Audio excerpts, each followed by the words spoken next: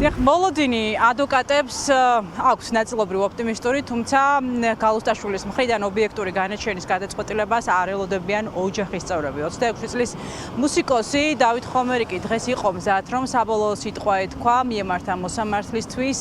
ის მოვიდა პასტა ფურცლით შეიარაღებული, რომ მისი გზავნილები გადაეცა საზოგადოებისთვის და მისი მხარდამჭერებისთვის, თუმცა მოსამართლემა სამი შესაძლებლობა არ მისცოდა, თქვა, რომ დღეს უნდა შეწყვეტილიყო პროცესი და 15 აგვისტოს განახლდებოდა, როდესაც უკვე დიდი ალბათობით ინო გალუსტაშვილი იქნება მზად იმისთვის, რომ გამოაცხადოს ვერდიქტი სასულიერო პირის შვილის საქმეზე.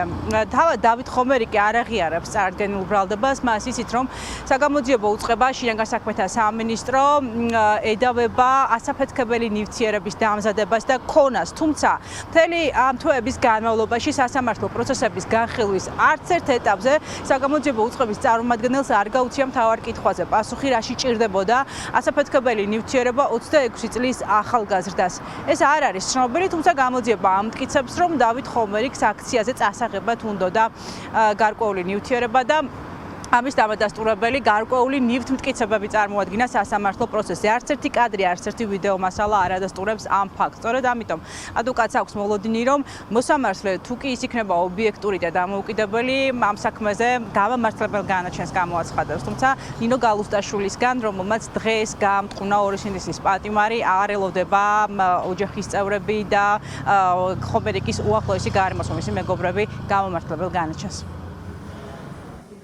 პროკურატურამ წარმოადგინა პოზიცია რეპლიკის დროს, უცემად განაცხადეს, რომ პოლიციელებმა იცოდნენ, რომ ბრალდებულს ჰქონდა თან კანონით აკრძალული ნივთიერება, კანონსაწინააღმდეგო ნივთი და მიუხედავად ამისა, მათ ჩაატარეს არასისხლის სამართლებრივი ღონისძიება ჩხრეკა, არამედ ადმინისტრაციული პირადი გასინჯვა, რაც ბუნებრივია პირდაპირ ეწინააღმდეგება სისხლის სამართლის საპროცესო კოდექსს და ესწავლება ერთადერთ მიზანს, რომ გვერდი იქნას ავლილი სისხლის სამართლის საპროცესო კოდექსის გათვალისწინებული სტანდარტებისთვის და წესებისთვის და მე არ მქონია პრაქტიკაში შემთხვევა, როცა ამ ტიპის მოპოვებული მტკიცებულება, ამ წესების ამგვარი დარღვევით მოპოვებული მტკიცებულება იქნებოდა გაზიარებული სასამართლოს მიერ.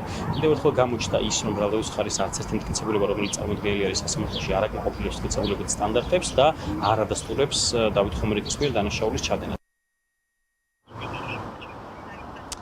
გალუსტაშვილმა 4 წლით და 6 თვით მიუსაჯა პატიმრობა, გამოუცხადა ვერდიქტი სენდისის ორ პატიმარს, დავით ზასოხაშვილს, თემურ ლომიძეს და განმარტა, რომ ის დაეყრდნო ბრალდების მხარის მიერ წარმოდგენილ მტკიცებულებებს.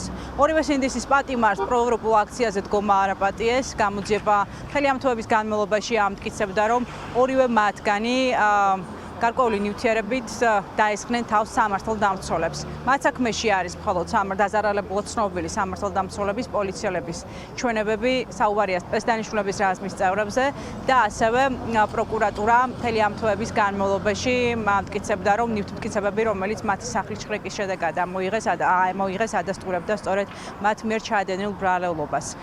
ბოლომდე არც ერთ მათგანს არ უღიარებია დანაშაული, დღესაც ბოლო სიტყვით ისარგებლა დავით ლომიძემ, რომელიც თვეების განმავლობაში არ ესწრებოდა მის სასამართლო პროცესებს ჯანმრთელობის მდგომარეობის გამო, თუმცა დღეს მან ბოლო წუთს გადაწყვიტა, რომ დასწრებოდა პროცესს, მას ჰქონდა გამამართლებელი განაჩენის იმედი, როგორც თავად აღნიშნა, თუმცა ბოლოს მაინც მოუწოდა მოსამართლეს მან, რომ მიეღოს სწორი გადაწყვეტილება მათ საქმეზე და თქვა კიდევ ერთხელ, რომ არ ეთანხმებოდა არც ერთი წამით მის მიმართ წარდგენილ ბრალს. მიუხედავად ამ ყველაფრისა, გალუსტაშვილმა მაინც მიიღო გადაწყვეტილება და 15 წუთიანი შეყოვნების შემდეგ სათათბირიდან დააბრუნებულმა გამოაცხადა, მან ერთი წინადადებით განაჩენი და დატოვა უკვე საქალაქო სასამართლოს დარბაზი, ისე რომ დასაბუთების ნაწილი არავის მოусმენია.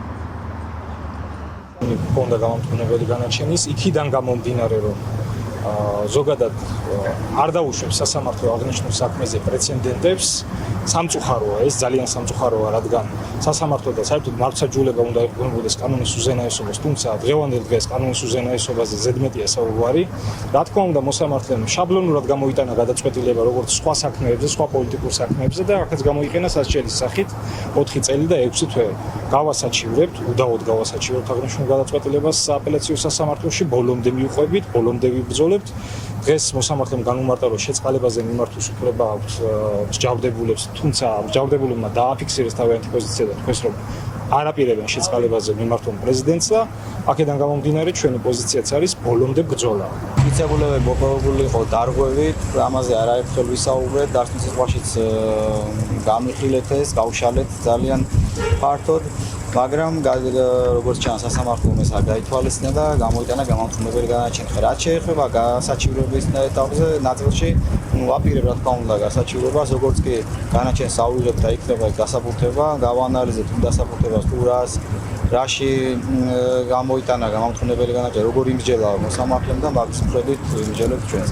რა თქმა უნდა გავასაჩივრებთ ამ ეტაპზე ესეთი განწყობა მაქვს.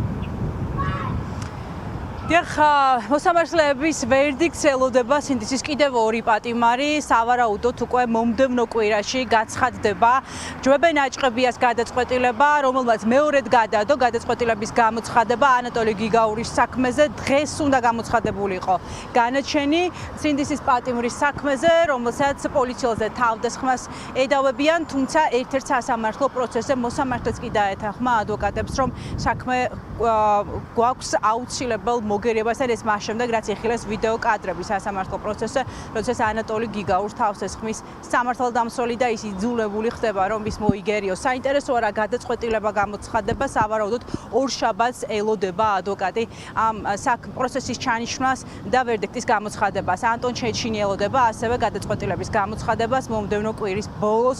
დიდი ალბათობით მოსამართლე გავაცათაპიროთ ამ საქმეზეც და გამოაცხადებს გადაწყვეტილებას.